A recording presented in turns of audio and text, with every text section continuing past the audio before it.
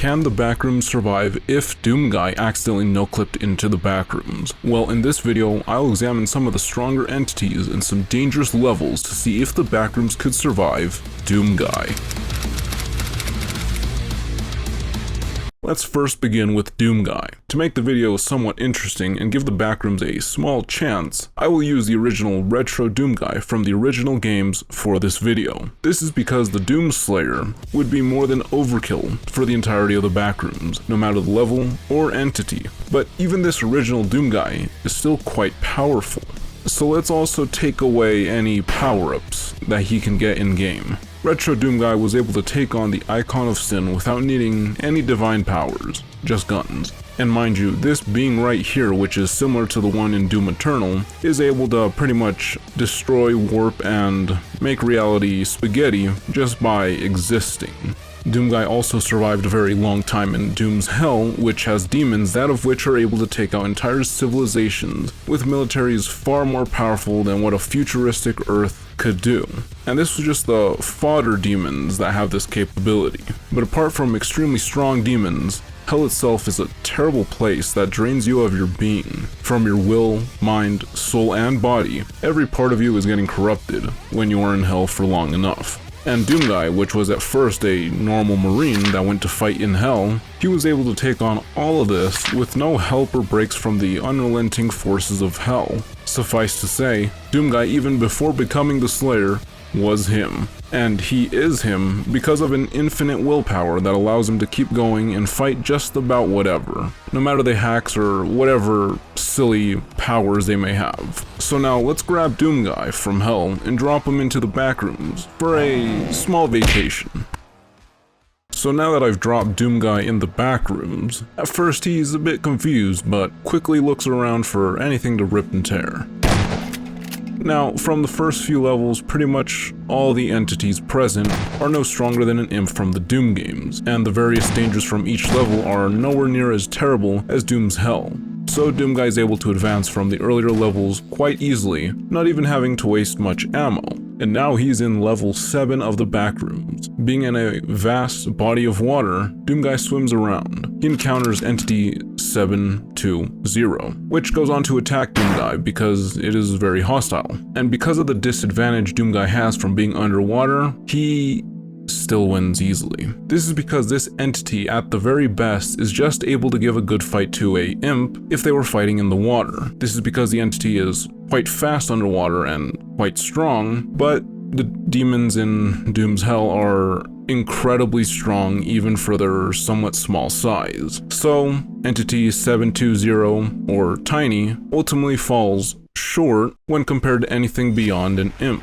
After defeating Tiny, Doomguy dives down and meets Entity 20, a giant eel-like sea monster that is several miles long. This entity, being very large and scary looking, devours Doomguy in one fell swoop. This was a mistake. As Doomguy is pushed down the esophagus of the large creature, he starts to rip and tear from the inside out, much like a very spicy Taco Bell crunch wrap laced with ghost pepper flakes and laxatives.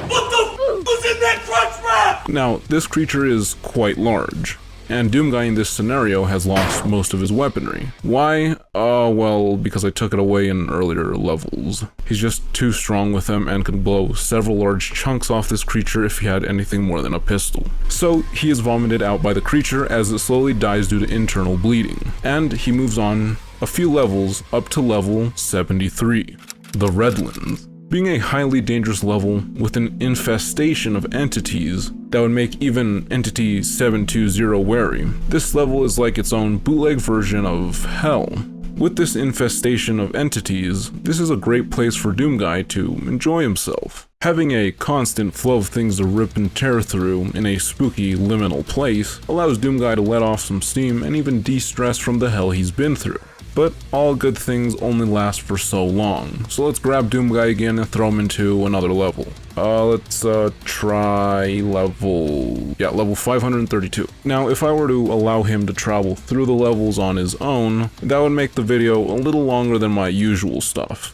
In this level, there is a godlike entity, which is entity 987. Not much is really revealed about this entity by the author, but what is known is that it should have some reality warping abilities similar to other high tier level Backrooms characters. Being stuck behind bars, seemingly unable to get out for some reason, he calls out to Doomguy to come near him and make a deal. This deal is to give him anything he wants in exchange for freedom. Doomguy reaches his hand into the cell and bashes him against the wall and starts to rough him up. This is because what he wants is to rip and tear, if you couldn't have guessed. And plus, Doomguy knows better than to give in to temptation, especially with a weird entity that you might not know the full extent of its abilities. After this, Doomguy goes through a couple more levels, only then to meet up with Entity X. This entity is docile and usually just disappears if confronted, but what makes him special apart from having some reality warping abilities and time manipulation is that he has the keys to just about any level of the Backrooms, and he has seen what Doomguy has done to the previous levels. So he offers him the keys to the most damning levels of the Backrooms and promises Doomguy that he can escape back if he can overpower what these levels can throw at him. Doomguy accepts and is given keys to level 9,223,372,065,475,807, level minus 922,337,230,685,475,807, level 666, and other levels I probably have yet to know about. I mean, the Backrooms lore is vast, so I'm bound to miss something. But it should end in the same way. Doomguy first goes straight to level 666 for obvious reasons, and is subjected to the Backrooms' real version of hell, which is just to bombard you with things that you're scared of pretty much. To Doomguy, this could possibly be losing people he cares about. But what would most likely happen to Doomguy, even if confronted with this fear in this level, is that instead of causing him unease and dread, he'll instead get really angry and make the level pay for doing that. Then we move on to level minus 922,337,230,685,475,807, which is supposed to be the lowest level of the Backrooms, where everything is a inconceivable glitch that drives you insane. Now, Doomguy is already insane from the hell he's been through, so he's pretty much fine in this scenario, and he just floats around this empty glitch void, swinging and shooting until he decides to go to the highest level of the Backrooms, and quite possibly the end of the Backrooms, which is level 9,223,372,065,475,807. This level is that of an infinite spiral staircase with inconceivable colors and not much else going on.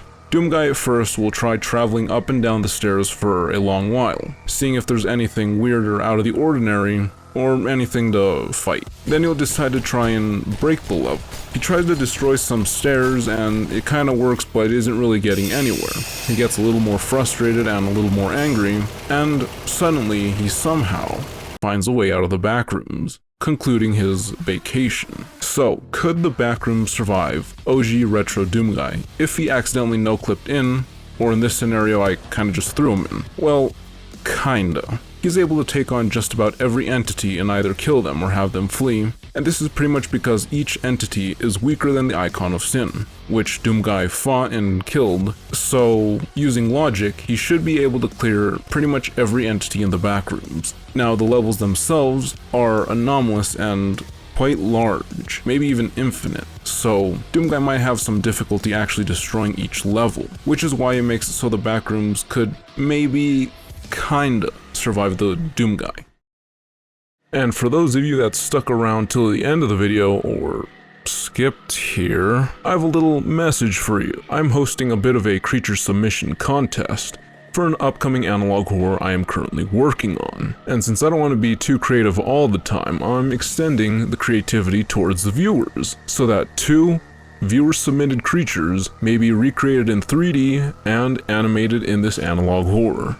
Okay, hope I don't regret doing this, but here are the rules, which come from a post that I posted a couple days ago prior to this video. And to keep things simple for me, and because I don't really have any other social media apart from YouTube, just post your creature submission down in the comments of this video, or preferably the comments on the post that I made a few days ago, or to get a better chance of me picking your creature for the community vote, post it in your own community tab with pictures and details about the creature, and then leave a comment on this video or preferably on the post that you did that so I can go check it out.